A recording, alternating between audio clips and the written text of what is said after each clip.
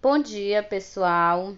Na nossa aula de hoje, nós vamos trabalhar com o assunto linguagem sintetizada, mais especificamente com resumo, sinopse e resenha. Nós vamos ver alguns conceitos e diferença entre esses gêneros textuais. Bom, pessoal, sintetizar é necessário. Ao longo da nossa vida, dos nossos estudos, chegamos ao ponto, né, em que nós precisamos sintetizar, tá? A gente vai trabalhar com textos sintetizados.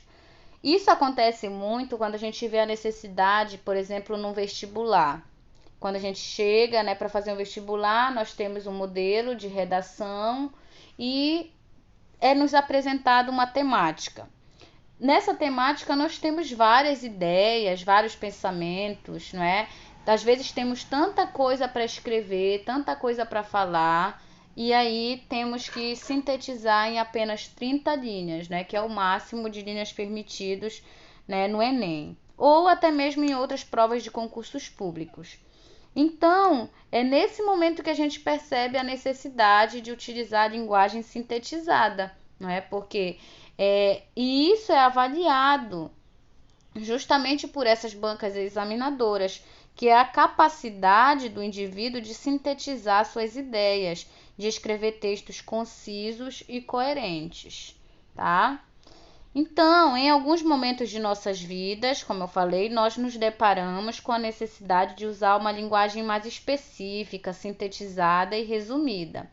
Essa está diretamente ligada à finalidade da comunicação estabelecida entre o emissor e o seu público-alvo. Então, a gente analisa também a questão da finalidade da comunicação, não é? Como eu falei, numa prova de vestibular, você vai ter que sintetizar ali seu pensamento em 30 linhas no máximo.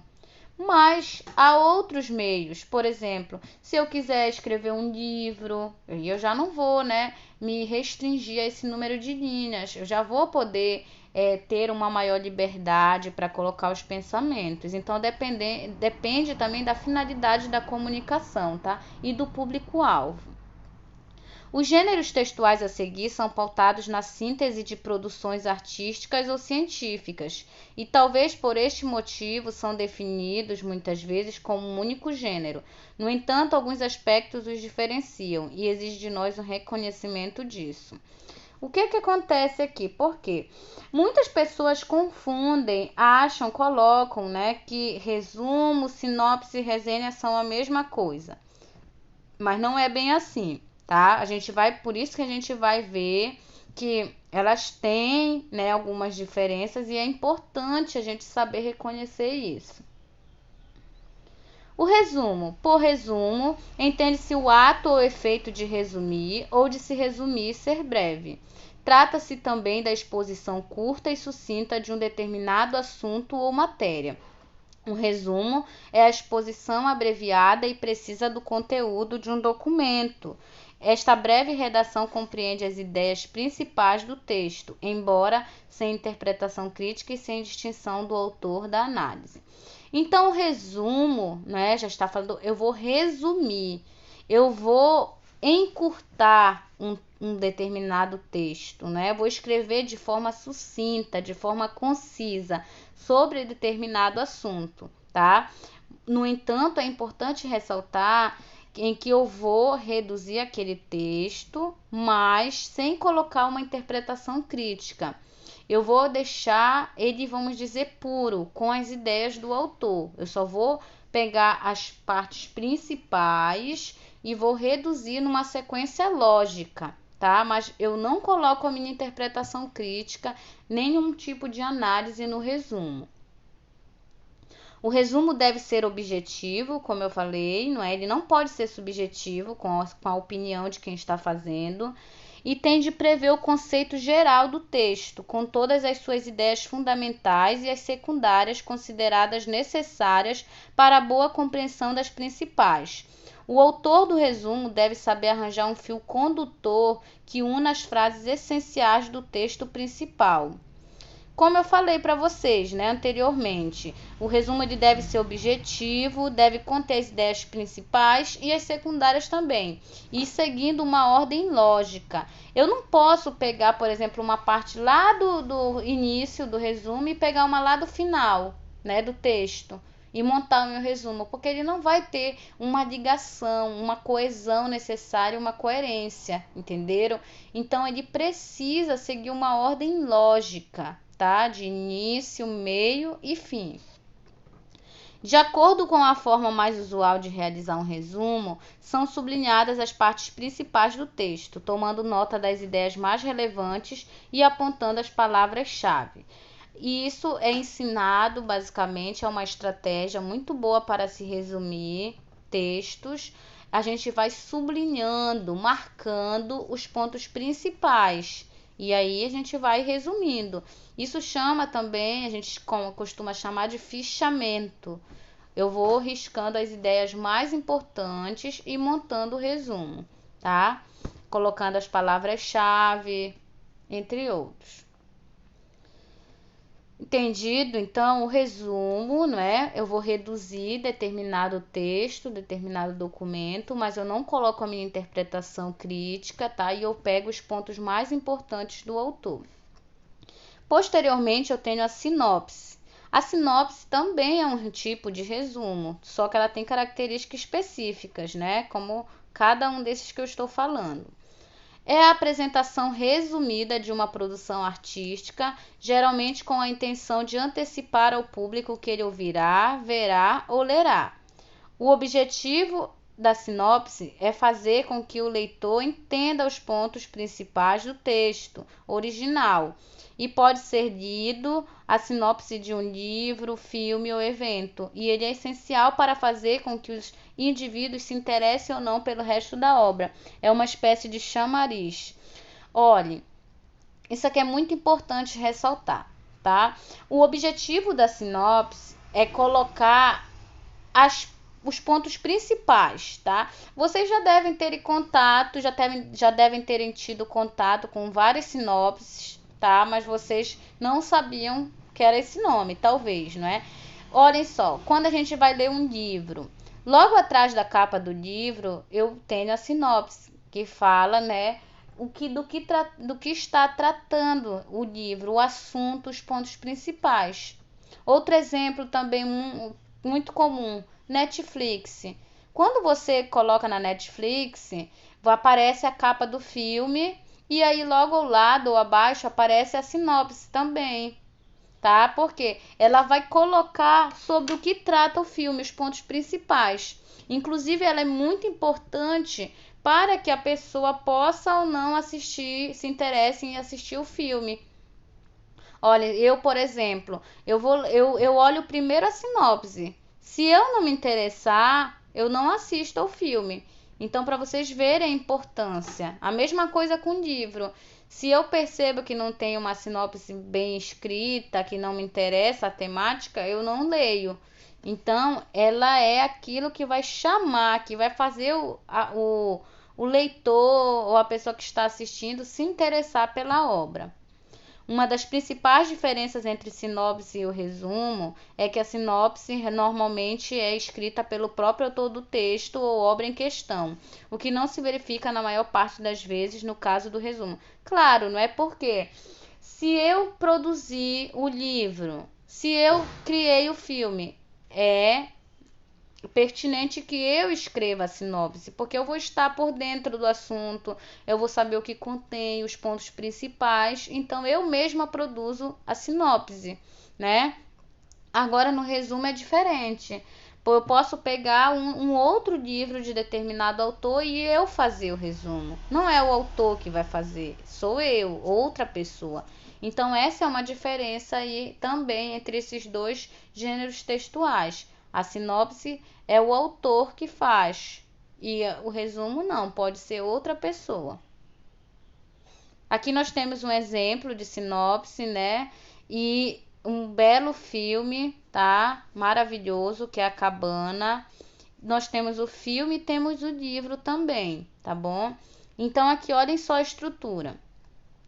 Sinopse e detalhes. Não recomendado para menores de 12 anos.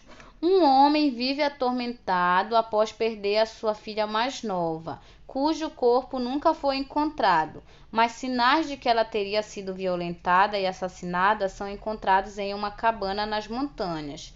Anos depois da tragédia, ele recebe um chamado misterioso para retornar a esse local, onde ele vai receber uma lição de vida. Então, percebam, pessoal. Aqui nós temos um exemplo de sinopse, né? E aí é um texto curto, como vocês puderam perceber. Ele coloca os pontos principais do filme, só que também tem outra coisa. Aqui a gente pode perceber que fica um ar de mistério. Ele não vai falar tudo do filme, né? Ele vai deixar esse ar de mistério para que a pessoa possa se interessar mais ainda em assisti-lo. Então, a sinopse ela tem essa característica aí de deixar só os pontos principais e aguçar, tentar instigar aquele público-alvo a assistir ou a ler determinada obra. E a resenha crítica, tá? Por último. A resenha crítica é um tipo de resumo também, não é? Informativo e interpretativo sobre determinado assunto, seja uma obra literária, cinematográfica, musical e etc. A resenha ela também é um tipo de resumo, onde eu posso fazer uma resenha de um filme, de um livro, tá? De uma obra cinematográfica, musical, entre outros. A principal característica deste gênero de resenha é o uso do tom crítico, ou seja, a capacidade de interpretar os pontos mais importantes do tema e opinar a respeito, tendo como base textos e informações de outras fontes que possam complementar o argumento apresentado. Então, a resenha crítica ela já vai se diferenciar bastante, porque ela é um tipo de resumo, ela contém um resumo, mas ela também contém a posição crítica, não é? A interpretação de quem está produzindo a resenha. Destaca-se aspectos positivos, negativos da obra em si. Então, ela é bem diferente do resumo. Características da resenha crítica. Entre alguns dos fatores essenciais para a construção de uma resenha crítica está apresentar detalhadamente as principais informações da obra resenhada. Você vai colocar a ficha catalográfica, se for da obra, ou a referência lá do filme. Descrever a estrutura da obra, assim como o foco do seu conteúdo. Você vai fazer o breve resumo falando sobre o que trata a obra, tá? Confrontar as informações com argumentos e pontos de vista de diferentes autores. Aqui você já vai fazer a sua crítica, a sua interpretação, tá? Argumentar criticamente os pontos cruciais da obra, sejam eles negativos ou positivos, demonstrando que você tem uma maior liberdade para opinar, criticar, deduzir e entre outros no texto. Tipos de resenha. Tradicionalmente, existem dois tipos de resenha, a resenha descritiva, né, e a resenha crítica, que nós vamos ver. Nesse tipo, o autor da resenha apenas descreve e correlaciona informações acerca do tema ou livro resenhado. Não há espaço para a opinião do autor nesse texto, sendo, portanto, uma composição informativa. Aqui é basicamente o resumo em si. Eu não tenho uma interpretação do autor, da pessoa que está fazendo, tá? Eu só vou fazer a resenha com o objetivo de informar sobre os pontos principais da obra. Já a resenha crítica ou opinativa, que é essa que a gente vai trabalhar basicamente, ela tem a descrição, mas ela vai correlacionar informações de uma obra ou assunto. Nessa resenha há espaço para que o autor apresente teses sobre o tema abordado, sendo então um texto de natureza informativa ou argumentativa. Então vai misturar as informações, o resumo e a tese, a opinião, a crítica de quem está produzindo, tá? É essa aqui basicamente que a gente vai trabalhar nas próximas aulas.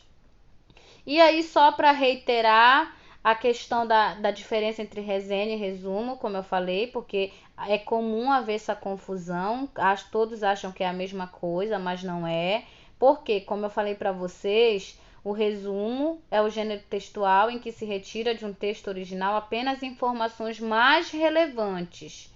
E olha, e o ponto principal Não se pode acrescentar nenhum discurso novo ao já existente no primeiro texto. Você tem que obedecer às ideias do autor. Você não vai colocar sua opinião, sua interpretação. Você só vai tirar os pontos principais. Você pode transcrever esses trechos do texto, do texto que você está resumindo, ou você pode colocar com as suas palavras, mas sem colocar a sua opinião. Você pode reescrever, parafrasear. E a resenha? A resenha ela vai conter o resumo, ela vai misturar, não é? Como eu já falei, tá? Só que ela vai acrescentar novas informações ao texto original. Por isso, é possível dizer que em toda resenha existe um resumo. Primeiro, a resenha pode ser feita de duas formas, essa crítica.